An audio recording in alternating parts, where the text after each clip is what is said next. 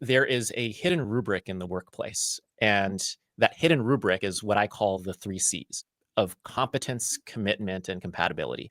And the idea is that the minute you show up, whether it's for a coffee chat, an interview, a resume, a cover letter, a client meeting, a one-on-one with your manager, folks are assessing you and they're asking themselves 3 questions. Question 1 is,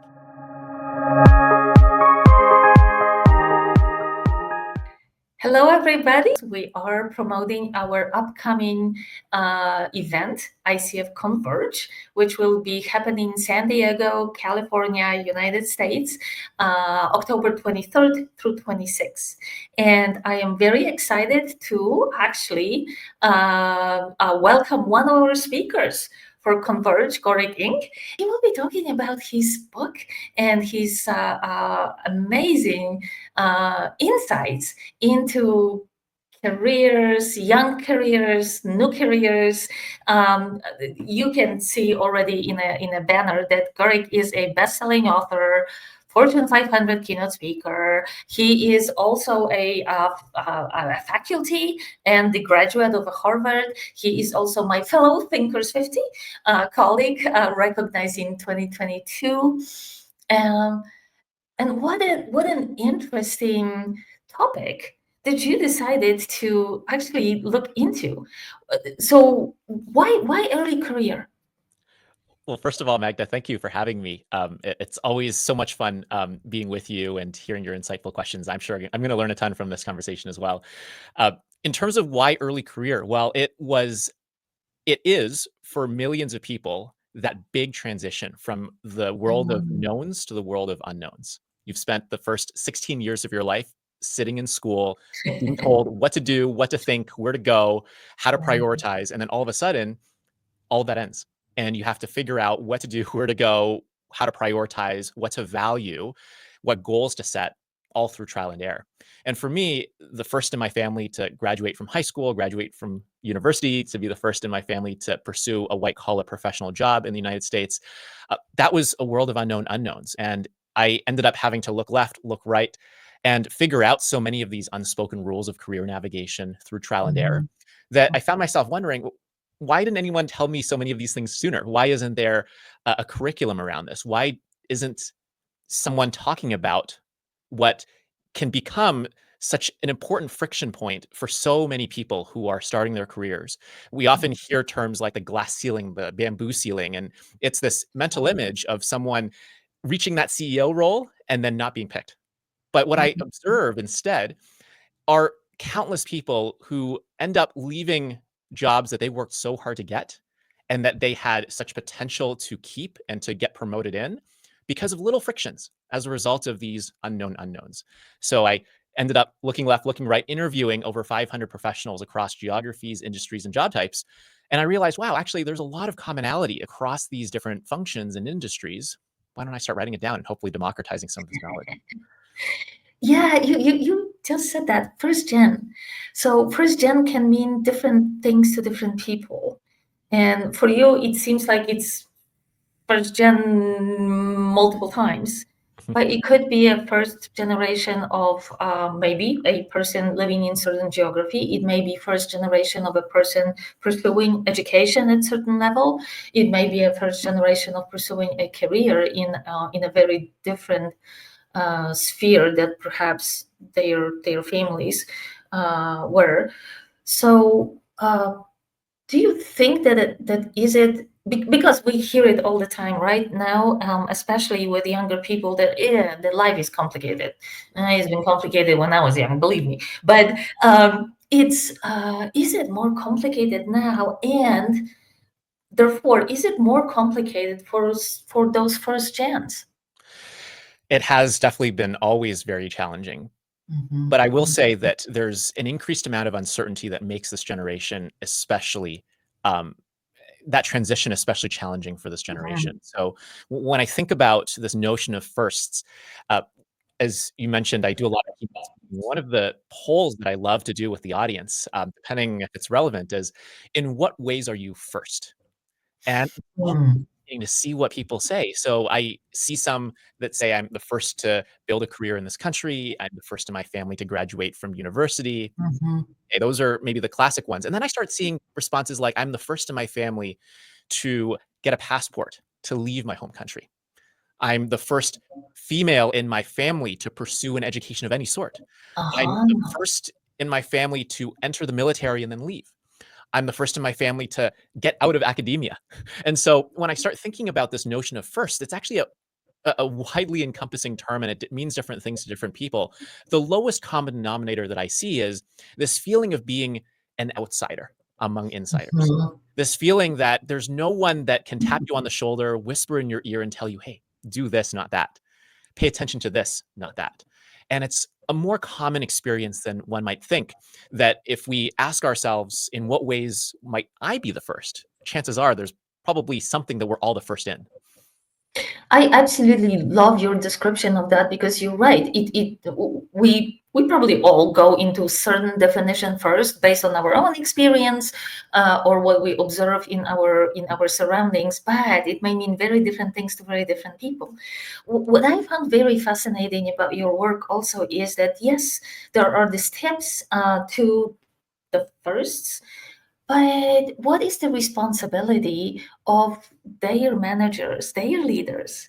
What are the responsibilities of those who hire the firsts in recognizing that and being of support as well? What did you find in your research? I found that it was not enough. There's so much that I couldn't fit it into a single book. Next book is coming, right? Exactly. I have so many Google Docs of uh, data and anecdotes that didn't make it Mhm, into the book because I was 40,000 words over the limit. Um, that I realized that this is what I think I wrote is maybe more on the self-help front of how can the individual navigate these spaces mhm, with greater confidence. But there's a collective help aspect of it as well, where to your point, there's so much tacit knowledge, stuff that we consider to be common sense that's really not common mhm. sense. It's It's almost not. like teaching a child to look left and look right before crossing the street as adults common sense to someone who isn't familiar with how the world works, and Mhm, especially a certain world. This can be a world of unknowns, as I mentioned. So, what I try to tell leaders, and I do a fair amount of speaking with middle and senior leaders as well, is mhm, don't assume that what's common sense to you is common sense to everybody. So, there are what you consider to be, well, behaviors of people who just get it. For example, how do you ask for help without looking lazy or right. incompetent? Well, there's Mhm, actually a an A plus way and maybe a C plus way, where the C plus way is maybe there's a D plus way as well, which is to not ask questions at all. hello, There's exactly. Yeah. there's a C plus way of I don't know what to do, help. Mhm, There's maybe a B plus way, which is I tried this, I'm not sure where to go next, help. And then there's an A plus way, which is I'm struggling with this. I've talked to this person, I've looked at this resource, but I'm struggling with this. I suspect the right approach could be A or B. I lean towards A, but I'm not sure. Am I thinking about this the right way? So there's a mhm. performative aspect to interpersonal communication in the workplace that is not common sense. And what I often hear from leaders, from managers is, well, this person just doesn't get it, or this person isn't resourceful, or this person doesn't understand how things work around here. And my response is, well, chances are the people who do had that mentor, had that older sibling, Mhm, had that parent mhm. whispering in their ears telling them that this is the right approach. So we also hear in the current work environment, we have many people would say 5 generations, some would argue 7 generations working side by side. Do you think that the generational situation also influences the how the young or maybe the firsts are approaching the work, and also how their managers and maybe even HR professionals are responding to their needs, which may be very different than how they were trained and how they were when they were first into their career path. Oh, absolutely. I mean, and as a result of the COVID-19 pandemic, a lot of norms have also evolved as well. So when I think about small things that can make a big difference. One of the unspoken rules that I share with the up and coming generation is it's important to observe the culture of your organization and to understand how maybe old school it might be versus how tech savvy it might be. If you see, for example, all of your colleagues showing up to meetings with a notebook and pen, there's probably an unspoken rule that you should be doing the same thing. I, frankly, it was after someone told me that that I was invited to a meeting, and I was like, oh no, I should just pick up any old notebook and pen just so I look the part. Because I have heard from um, some of our more seasoned professionals in the workplace who are looking over at that early career workforce entrant and wondering, are you taking notes on that laptop or on that smartphone, or Yeah. are you scrolling Or you through just, Instagram? yeah. And it's easy for minds to wander for no other reason than because our upbringings and our context, and as a result, our worldviews are so different. So absolutely on the generational difference front. The other piece, though, is, and I often get a chuckle out of everybody I share this with, which is that if you look back at the headlines over the past many decades, let's be real, every generation thinks the next one sucks. So I don't know that this is a millennial thing, a Gen Z thing, a Gen Alpha thing. It existed since the beginning of time. Mhm. Yeah, which again, it's probably something that should be a common sense to your point, and it's not, right? We tend to just identify deeply with our own generation, but not necessarily with the generation before us or the one behind us.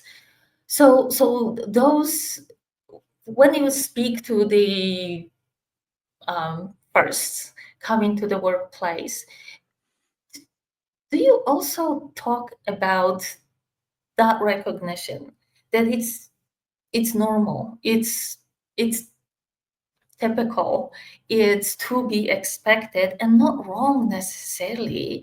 It is how the generations come one after another. The word that comes to me is respect for the older generations, but I'm older, so I can say that. Do you talk about that? Because I am just this morning I was talking to a colleague of mine working for a very large corporation, and she was slightly flabbergasted about the expectations of the new hires. And she goes like, I would never ask this question at the interview, right? How much vacation I'll get, or how much flexibility there is. She goes like, oh my gosh, I would never ask this question.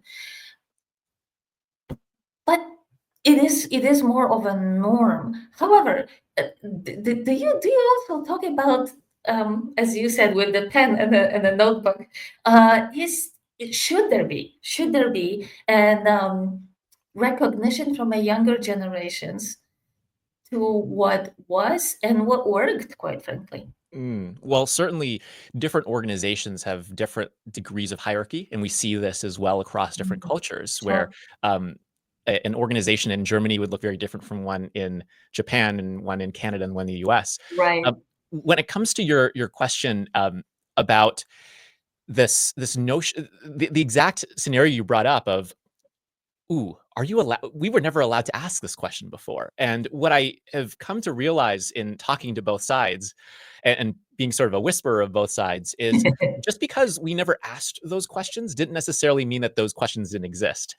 It Right. was that the unspoken rule was that you would maybe uncover those on your own long after you were hired and to not Mhm. be so explicit about it. Whereas this up and coming generation is wondering, well, gee, I'm wondering it. Why And let's be not, right? real, if I'm obfuscating it, I'm just lying to you as much as you're lying to me. Let's just be open Mhm. and honest with each other.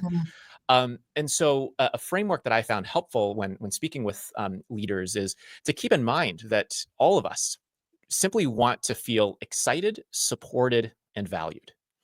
And so when you're presenting an opportunity, whether it's a job or it's a specific project, get folks excited about it because that's what's going to be the key ingredient to them being engaged. Mhm. Support them in terms of understand the broader context that they're coming from. What do they need? What are they asking for? Maybe not asking for, but still in need of. And then finally, valued in terms of showing appreciation for good work. One of Mhm. the things that I also do a lot of polling in is I ask individual contributors to rant to me about the things that their managers do and don't do that frustrate them. And then I Oh. ask the managers about all the things that their employees do and don't do that frustrate them. Mhm. Mhm. And when I ask the question of what do you wish your manager would say more to you, I get hundreds of responses and it all comes in live.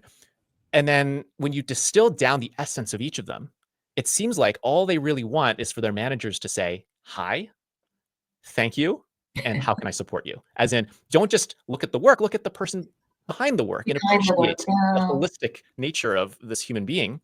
Um, Thank you, as in if I do good work, appreciate me and not just disappear.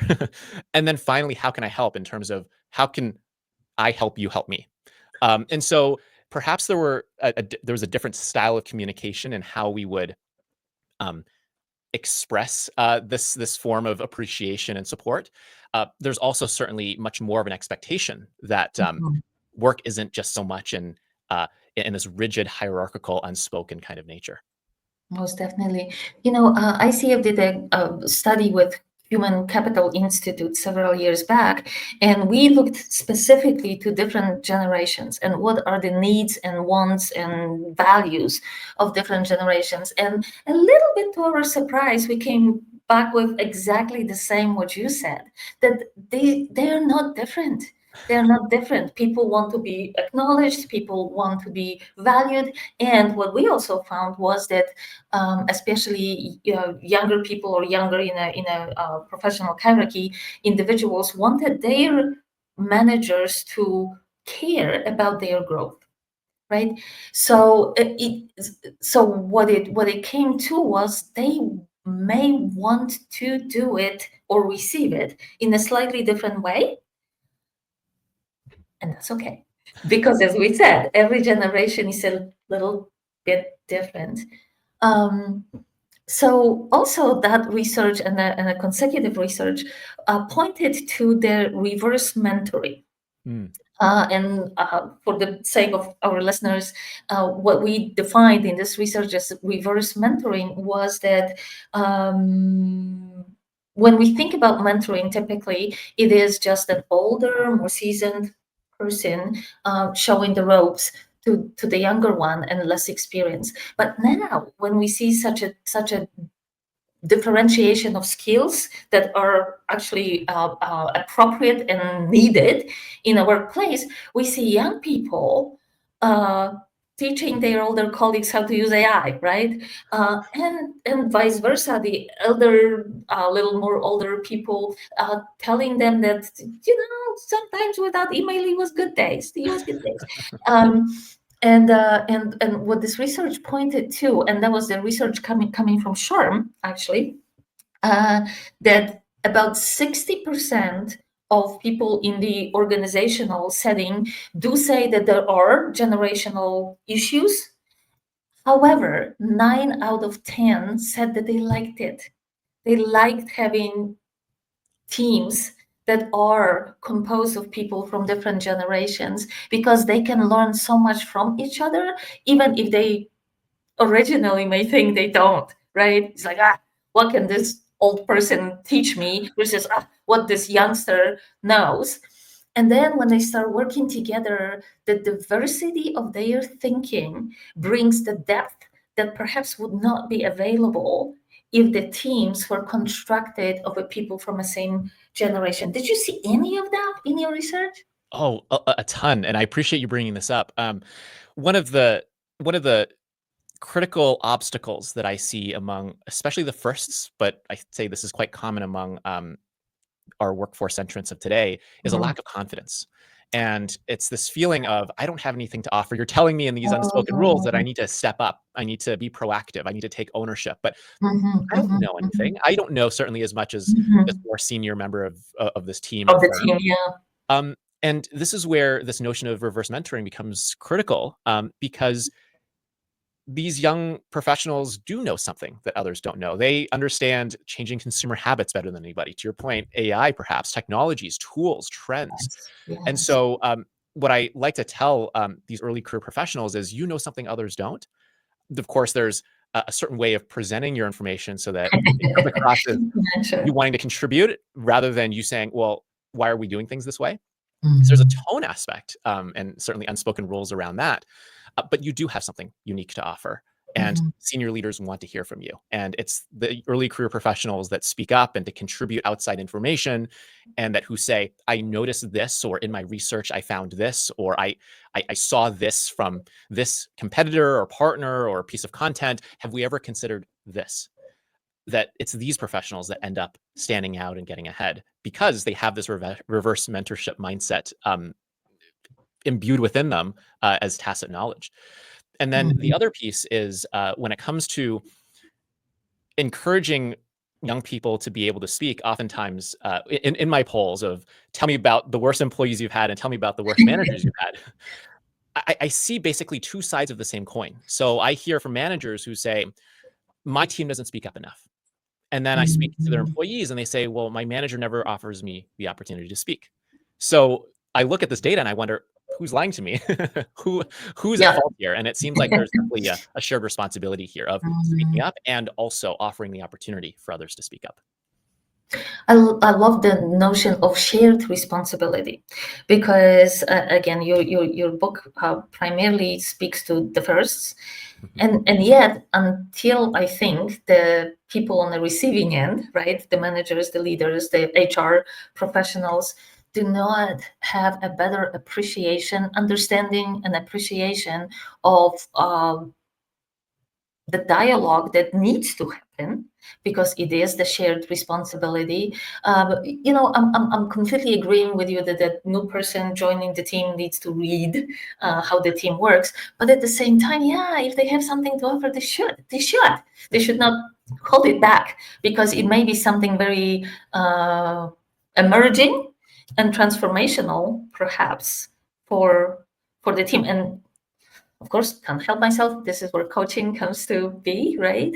With opening the awareness of different styles, different needs, different ways of being, communicating.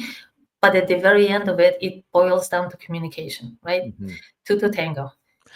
People have to listen to each other to get to the best outcome. Absolutely. And it seems like what's implicit in what you're saying, I think, is that the mandate of a manager is not just to delegate, it's to mentor, it's to coach. So it's absolutely the shared responsibility, and it's also a call to action on managers of all of all industries and functions to see their role in a much more holistic way, rather than just throwing a piece of work over the fence and expecting it to come back. Right. I was a very young professional at that point, and I met this gentleman who just got promoted to the big job, and he was young. He was unusually young for that job at the time, and I asked him about that, and I also asked him about what he considers the biggest challenge in this job. And he said, "Hey, listen, first thing I have to do is to groom my successor." I'm like, "What? You just started this job?" He said, "Yes. And it may be a time that I'm not good for that job anymore. I have a different idea about what I want to do, or my employer has different ideas for me." He said, "You want to leave the place in a seriously good hands." So the biggest job of a manager and a leader is to make sure that they are developing a cadre of those who can take the mission and the vision of the organization forward. And I was probably 25 then, and to this day I remember that because to me it was not a typical statement from a young person who just acquired a high-powered job. So is there, so in a way, it's like, do you think that young people should look for that, and their managers and leaders should be prepared to offer? Yes and yes. It's such a good example of this two-way street because in so many organizations, there is a silver tsunami of senior leaders being on the verge of retirement and looking left, looking right, looking down, and wondering who's going to take this job, who's on my current bench of future leaders, and am I investing in the right ones, and does this bench even exist? And so when I speak to early career professionals, I let them know that, look, secretly behind closed doors, those people with those high-powered titles, they're anxious about who's going to inherit this organization. And guess And what? they should be, It's and they going should to be, be right? ideally one of you. Yeah, and they should be, and they should be. So as I said, this is in my opinion the greatest responsibility of a leader.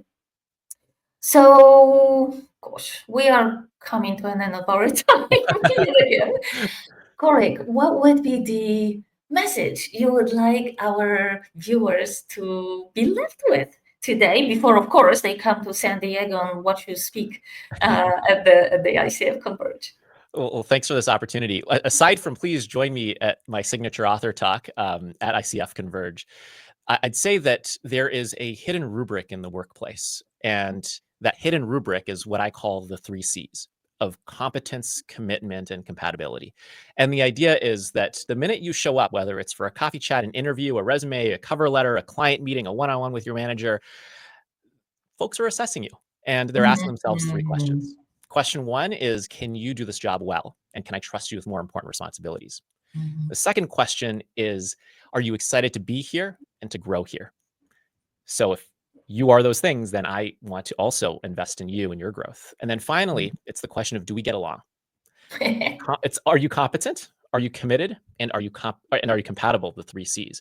And your job, and frankly, all of our jobs, and this includes the CEO of any company, it's to demonstrate that they are, in fact, competent, committed, and compatible. So if you're wondering as an individual how you're stacking up against expectations from a performance evaluation perspective, look left, look right, and ask yourself, to what extent am I demonstrating and flexing the appropriate dose of competence, commitment, and compatibility? And if you're a leader managing a team and wondering what's missing from this individual, also look at their behavior and their work output and ask yourself, what about what my expectations are of competence, commitment, and compatibility this person may not understand because they're unspoken. Enough said, I guess. But no, this is a fantastic and again, I am so appreciating this conversation because it truly shows that there is a dual responsibility. It's a responsibility on the first, and there is a responsibility on the people who are hiring and managing and leading those individuals for the good of the organization and for the performance, but more importantly, professional and personal growth of an individual. So Gorick, thank you so very much for this conversation. I can't wait to see you in San Diego. And for our viewers, see you next month. Thank you so much, and see you very soon.